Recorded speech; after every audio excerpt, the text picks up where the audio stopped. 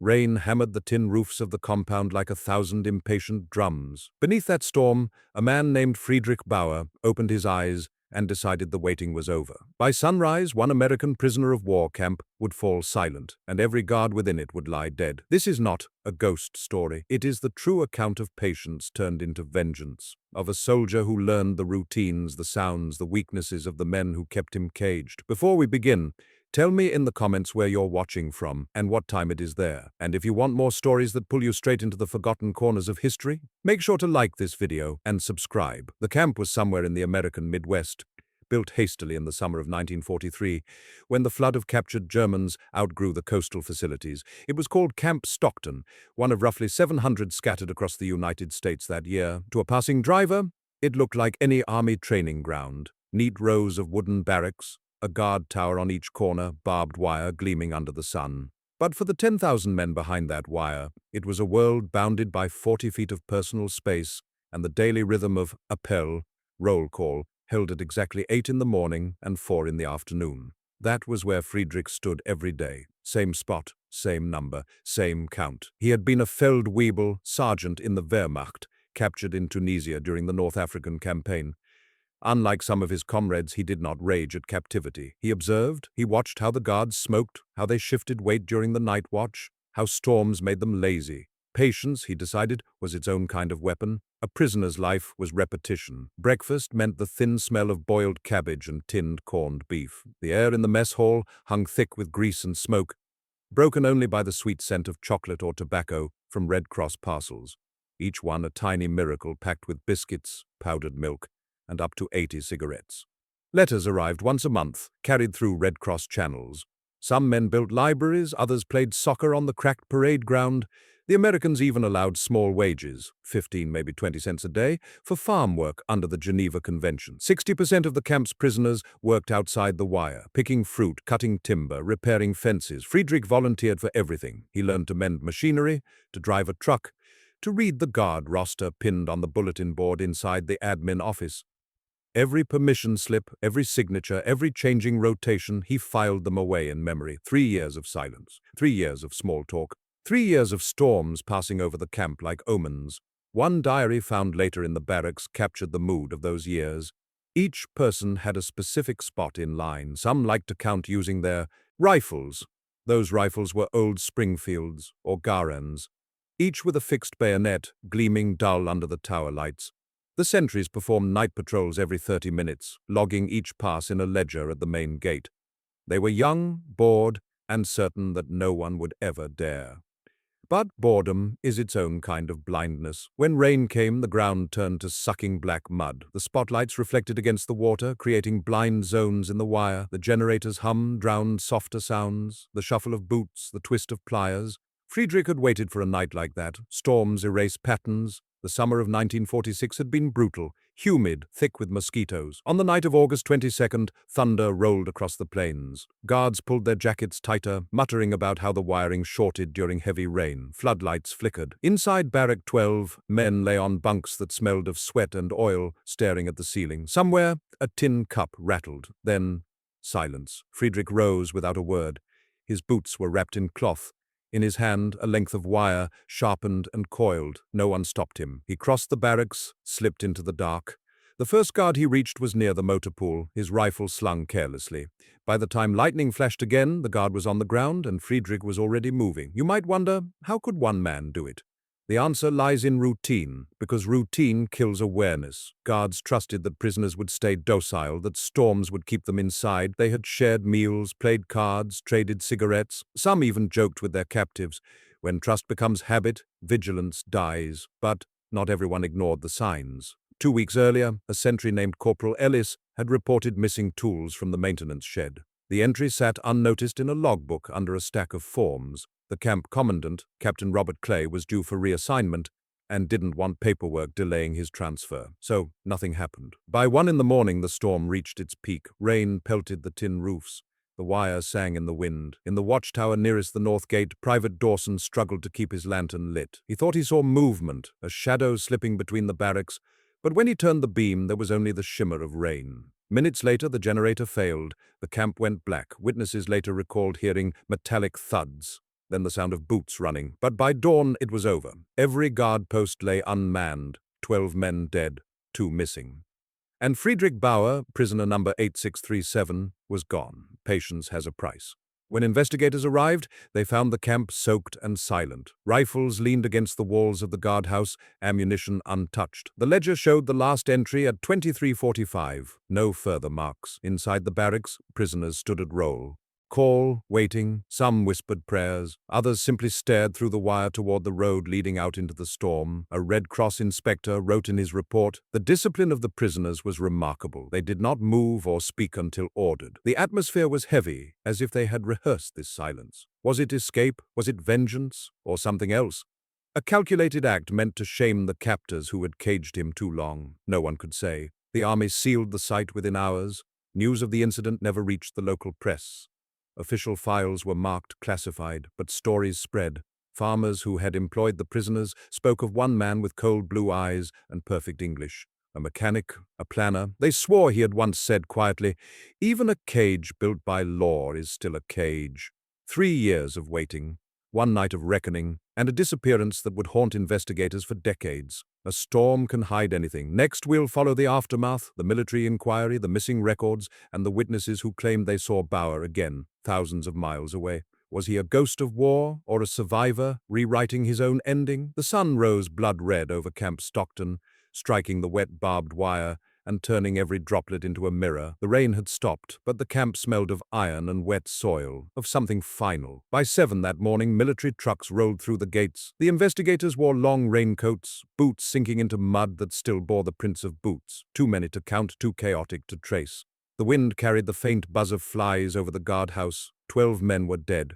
2 were missing, and every prisoner claimed to have seen nothing. The stakes were immediate and enormous if word spread that a single German prisoner had slaughtered an entire guard detachment. The U.S. Army's reputation for humane treatment, enshrined in the Geneva Convention, would crumble overnight. In the tense months after victory in Europe, the United States prided itself on holding the moral high ground. Now, one camp in the middle of nowhere threatened to undo that illusion. The official inquiry began within hours. Major Thomas Whitaker, a veteran investigator from the Army's Judge Advocate General Corps, took charge. His first step was to close the camp, move all remaining prisoners to temporary quarters, and post new guards. The prisoners marched in eerie silence through puddles reflecting the broken sky.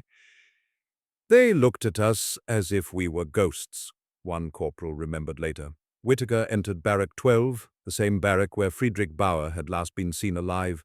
The stench of damp wool and sweat hit him immediately.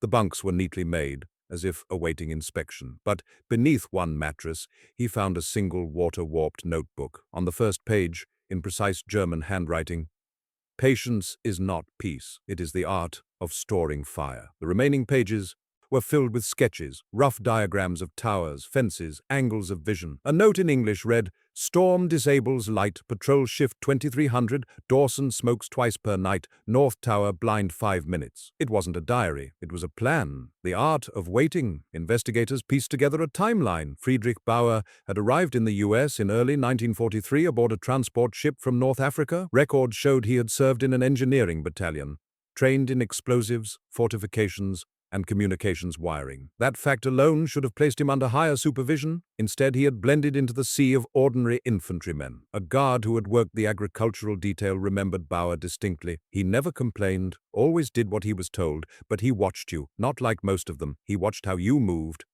Others recalled that he could fix almost anything: generators, trucks, radios. He earned small privileges, extra cigarettes, access to the tool sheds. One sergeant, interviewed under oath, admitted Bauer sometimes repaired the camp's floodlight wiring. "We trusted him," the sergeant said quietly.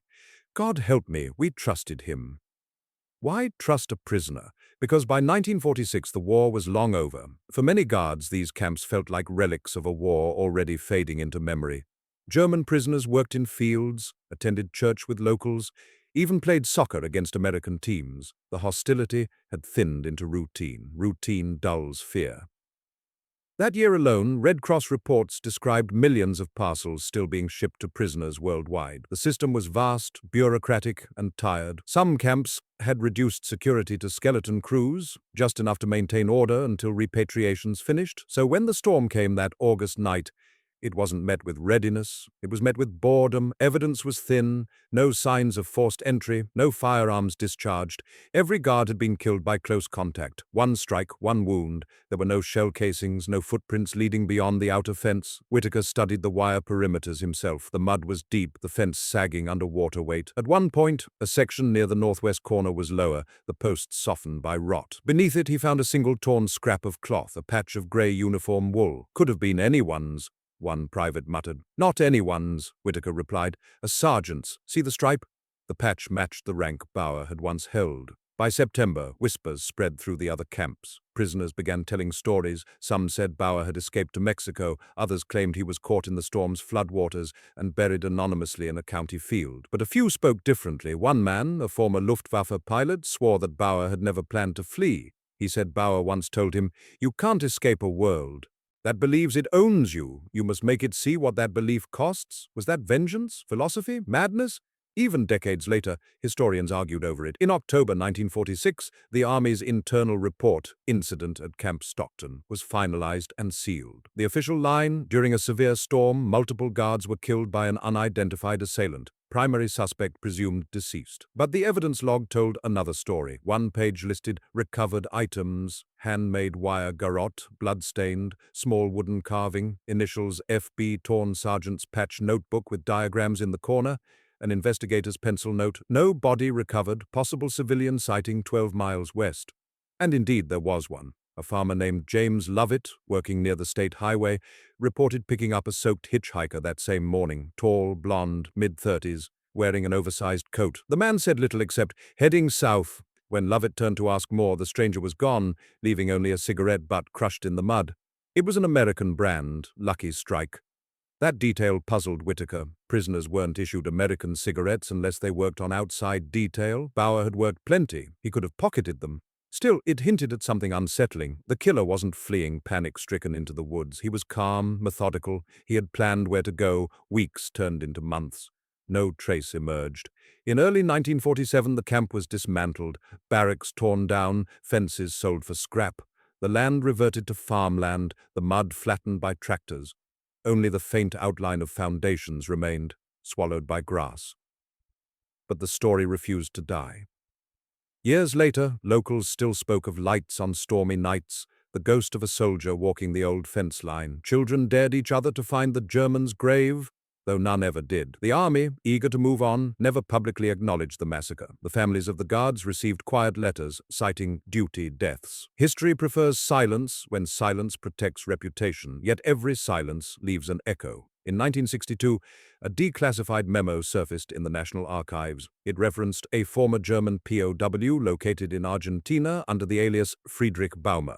The memo was brief, unconfirmed, and quickly reclassified. But one line stood out. Subject possesses detailed technical knowledge of Allied camp infrastructure and schedules consistent with known Camp Stockton documentation. If true, Bauer had survived, and he had kept his records. So, what was he doing in Argentina? Thousands of miles from the camp he had turned into a graveyard? Was he hiding or hunting? Next, we'll follow the trail south, to the new world of exiled soldiers, forgotten war criminals, and one man whose silence could no longer last, because patience, once again, was about to ignite. Fire waits, Buenos Aires, 1962. The city smelled of diesel, roasted meat, and salt from the Rio de la Plata. Streetcars clanged over the cobbles, and the air was heavy with summer rain. At a cafe near Plaza Dorrego, a man sat alone with his back to the wall. He wore a pressed linen suit, but his hands, scarred and calloused, betrayed an older story. When the waiter offered him a newspaper, he declined. He already knew what it said. The name on his forged passport read Friedrich Baumer. But the eyes were unmistakable. Friedrich Bauer had survived. The stakes had changed, but they had not vanished. In the decades after the war, Argentina had become a magnet for those who wanted to disappear. Former SS officers, scientists, engineers, and soldiers looking for new beginnings. The government, pragmatic and secretive, offered sanctuary in exchange for skills. And Bauer had skills. He worked quietly as an electrical engineer in a provincial factory. No one questioned the accent or the habit of walking home during storms. But beneath the calm, something simmered, a conviction that the war had not truly ended, only relocated. Patience returns. Every few weeks, Bauer visited a small second-hand bookshop near the harbor. The owner, a former German naval officer named Karl Reimann, ran it as a gathering spot for expatriates. They spoke in code, half nostalgia, half denial. One evening, as rain drummed on the shutters, a younger man entered wearing an overcoat still damp from the streets. He introduced himself simply as Otto. He placed a newspaper clipping on the table. Declassified U.S. report hints at wartime POW incident. Camp Stockton? Bauer asked without looking up. Otto nodded. They've reopened the file. Bauer's expression didn't change, but his hand tightened around his glass. For 16 years he had lived as a ghost, earning wages, paying rent, even attending mass on Sundays. He had told himself that patience was peace, that vengeance had ended that night in the storm. But now the Americans were digging again, and ghosts once exhumed demand explanation. A past never dies quietly. Otto was part of a loose network of exiles, some bitter ideologues, others merely frightened men clinging to each other's silence. They whispered about Nazi hunters, about Israeli operatives scouring South America after the capture of Adolf Eichmann. Rumor said lists were circulating. Names, aliases, addresses. Bauer's name, or something close to it, was on one. He was no ideologue. The Reich had devoured too many of his friends for him to worship its ashes. But he understood pursuit, and he understood electricity. He began to prepare. Inside his modest apartment, he rewired the fuse box, built small devices from scavenged parts, batteries, copper wire, switches. He mapped his neighborhood the way he once mapped guard rotations. He was calm, methodical, disciplined. The same patience that had once killed 12 men now protected him from discovery. Neighbors found him polite but distant. He listened more than he spoke, one remembered, always watching the weather. Storms follow him. One night in March 1963, thunder rolled over Buenos Aires. Rain lashed the corrugated roofs, lightning painting the river white. Bauer stood by his window, cigarette glowing faintly, and saw two men watching from across the street. They were not police. Their coats were too clean, their shoes too European. He waited until they moved, then stepped into the stairwell and vanished into the rain. By dawn, his apartment was empty. On the table lay a single line written in German. The past is not a place, it is a habit. The trail went cold again, but traces appeared elsewhere. In a small town near Cordoba, a mechanic named Herr Baumer fixed radios and generators for local farmers. One of them, decades later, recalled, he knew storms like a sailor, said lightning was just nature counting down. Another remembered that he refused to hire assistants. Too dangerous, he would say. Electricity listens when you talk too loud. Then, one winter morning, the workshop burned to the ground. Investigators found no body, only melted copper and the faint smell of oil. Locals shrugged. Fires happened. But 2 weeks later, an Argentine customs officer at the port of Bahia Blanca noted a passenger departing under a new name, Federico Bauer. Listed occupation, marine engineer. Destination, West Germany. Why return? Why risk everything to go back to the country that had once surrendered him to captivity? Because unfinished stories demand an ending. Some historians believe Bauer had learned that the remains of Camp Stockton's victims were to be reinterred in a military cemetery, and that surviving families were pressing for declassification of the files. Others suggest he returned to destroy what was left of his records, to erase the evidence of what he had done. Whatever the motive, he arrived in Hamburg in the summer of 1963 under a sky heavy with rain. Witnesses multiply when truth approaches. An archivist at the Federal Ministry of Justice later recalled a man requesting documents about POW Camp Stockton, August 1946. The man paid in cash, signed no name, and left with a sealed envelope. That same week, a letter arrived at the U.S. Embassy in Bonn. It was written in neat, mechanical English. You built your cages well. You made them humane, efficient, merciful. But you forgot mercy wears down slower than steel. No signature, no return address, only one clue, a faint watermark of a Buenos Aires paper company. The letter was filed and forgotten, but the story would not rest. In 1971, a declassified cable mentioned unconfirmed sightings of a man matching Bauer's description in Munich. Another surfaced a decade later in Canada, where a retired immigration officer claimed a German engineer named Baumer had applied for residency and then vanished before the interview. Each sighting blurred fact and legend until no one could tell which man was real. Was Bauer alive, still waiting for the world to forget? Or had the myth of his patience outlived the man himself? In the end, perhaps, that was the point. The American archives never located a body. The Argentine police never closed their fire investigation. And every few years, another report surfaced, a storm, a missing man, a silence too disciplined to be random. One historian wrote, Bauer became less a person than a pattern, a reminder that captivity does not end with release. It only changes its shape. Patience is a weapon. Next, we'll step back from the chase and examine the legacy, the governments that buried the case, the investigators who couldn't let go, and the haunting question that lingers to this day. If justice depends on remembering, what happens when the most patient man in history chooses to be forgotten? Autumn, 1978. The rain in Munich fell in thin, slanted lines, turning the sidewalks into silver rivers. Inside a government archive, a young historian named Erika Weiss unboxed a sealed file marked Stockton Incident, Confidential. The label was brittle, the paper yellowed with age. She was 27, too young to remember the war, but old enough to understand its shadows. The file was supposed to be routine, a minor anomaly among thousands of prisoner-of-war documents. Instead, it opened like a wound. Inside lay black and white photographs, rain-soaked barracks, rows of bodies under tarps, a notebook covered in dried mud. On the last page, a signature, F. Bauer. The stakes now belonged to memory itself. For decades, official history had omitted the massacre at Camp Stockton. The files were marked classified, then destroyed, then quietly misfiled. If Erika's discovery became public, it would challenge the narrative of the Allied war, of moral clarity, of perfect compliance with the Geneva ideals. The Allies, after all, were supposed to be the lawful side, humane, measured, disciplined. A massacre committed by a prisoner inside an American camp didn't fit that image. But history is not a story told by victors. It's a story told by whoever keeps the documents.